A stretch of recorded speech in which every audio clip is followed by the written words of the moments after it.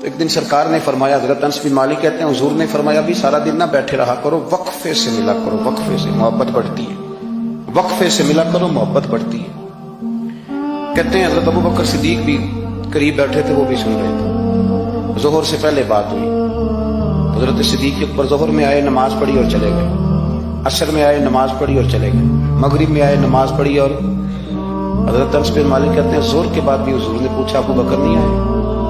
دیکھ بھی لیا ہے، آئے بھی ہیں، لیکن فرمایا وہ تو نماز میں آیا تھا نا، ادھر نہیں آیا۔ عصر کے بعد پھر پوچھا ابو بکر نہیں آئے؟ آپ ذرا کبھی اس لذت کو محسوس تو کریں، ذرا دیکھیں تو صحیح ہے کیا ہو رہا۔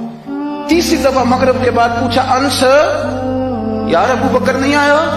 تو حضرت انس بن مالک کہتے ہیں میں خادم تک قریب رہتا تو میں دوڑا گیا ابو بکر کے دروازے پہ دستک دی، میں نے کہا کیا کرتے ہو؟ حضور نے 3 دفعہ پوچھ لیا آئے نہیں، کہتے صدیق اکبر دوڑے آئے، حاضر خدمت ہو گئی، حضور حکم ہو، یار تو سارا دن میرے پاس بیٹھا ہی نہیں، تو آیا ہی نہیں، تو نظر ہی نہیں آیا۔ عرض کی حضور آپ نے تو فرمایا تھا وقفے سے ملا کرو محبت بڑھتی ہے۔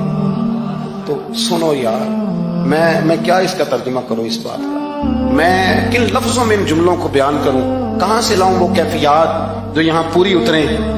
حضور آپ نے تو فرمایا تھا وقفے سے ملا کرو محبت بڑھتی ہے۔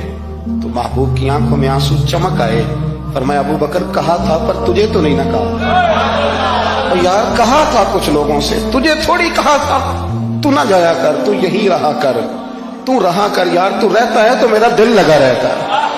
اور یار آپ سمجھے تو صحیح، آپ ذرا محسوس تو کریں، ایک باری میری آنکھیاں چوں اونا نے اتھرو پونجے سن، ہن مینوں چسکا پی گیا رونے دا، ہن مینوں چسکا پی گیا رونے دا، تے ہر ویلے آہو زاری دا۔ آپ ذرا اس لذت کو تو لیں۔